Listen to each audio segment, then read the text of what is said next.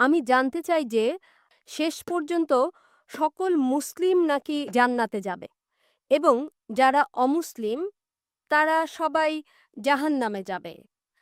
তো আমি এ বিষয়ের ব্যাখ্যা জানতে চাচ্ছি।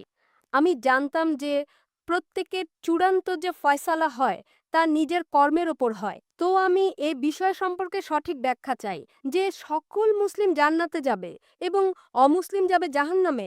যদি সবাই তারা ভালো কাজ করে, যদি অমুসলিম ভালো কাজ করে তাহলে কেন তারা জাহান্নামে যাবে? বোন সুন্দর প্রশ্ন করেছেন যে ওনার এক বান্ধবী বলেছেন যে যারা মুসলমান তারা আখিরাতে জান্নাতে যাবে, অমুসলিমরা যাবে দোজখে। মুসলিম মানে সে যে শান্তি অর্জন করে আল্লাহ সুবহানাহু ওয়া তাআলার নিয়ম অনুযায়ী চলে, কোরআন ও হাদিসের অনুসরণ করে, তাকে বলে সঠিক মুসলিম। এটা একেবারে সঠিক যে কর্মগতভাবে যে সঠিক মুসলমান সে ইনশাল্লাহ জান্নাতে যাবে। কিন্তু আপনার প্রশ্ন হচ্ছে যে অমুসলিম ভালো কাজ করে সে কেন জান্নাতে যাবে না?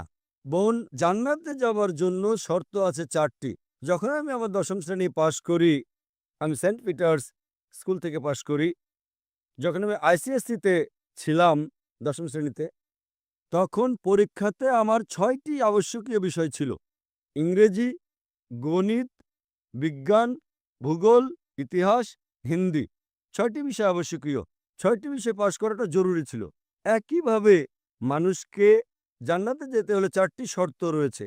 তা লেখা আছে সূরা আল আসরে, সূরা নম্বর ১০৩, আয়াত নম্বর ১, ২, ৩, যাতে আল্লাহ তাআলা বলেন, ওয়াল আস ইন্নাল ইনসানা লাফি খুসর ইল্লা আল্লাযিনা আমানু ওয়া আমিলুস সলিহাতি ওয়া তাওয়াসাউ বিল হাক্কি ওয়া তাওয়াসাউ বিস সাবর।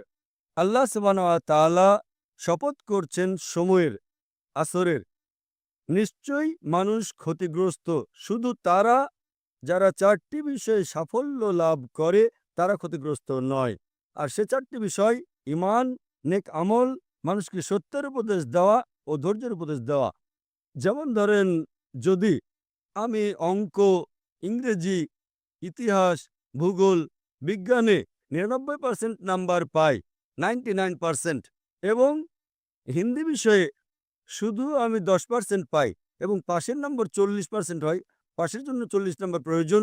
যদি একটা বিষয়ে আমি হিন্দিতে 10% নাম্বার পাই এবং বাকি 5টা বিষয়ে 99% নাম্বার পাই, তখন কি আমি ১০ম শ্রেণী পাশ করতে পারবো কি না? বোন, আমি আপনাকে জিজ্ঞেস করছি, আমি ১০ম শ্রেণী পাশ করতে পারবো কি পারবো না? এক বিষয়ে 10%, অন্য 5টা বিষয়ে 99%, আমি ১০ম শ্রেণী পাশ করতে পারবো কি পারবো না? জি না। না। কেন?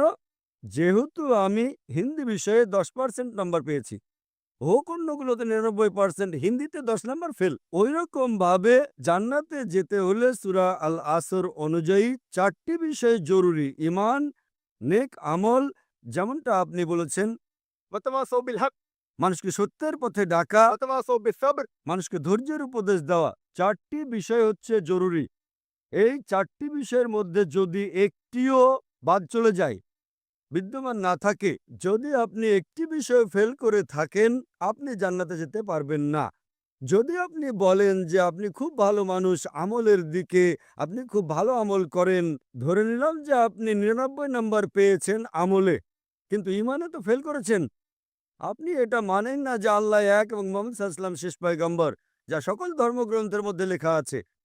তো আপনি ঈমানে ফেল। আপনি যতই নেক কাজ করেন, 99% নাম্বার পান, ১০০ নাম্বার পান, বাকি ৩টা অংশে, কিন্তু ঈমানে ফেল হলে তো আপনি জান্নাতে যেতে পারবেন না।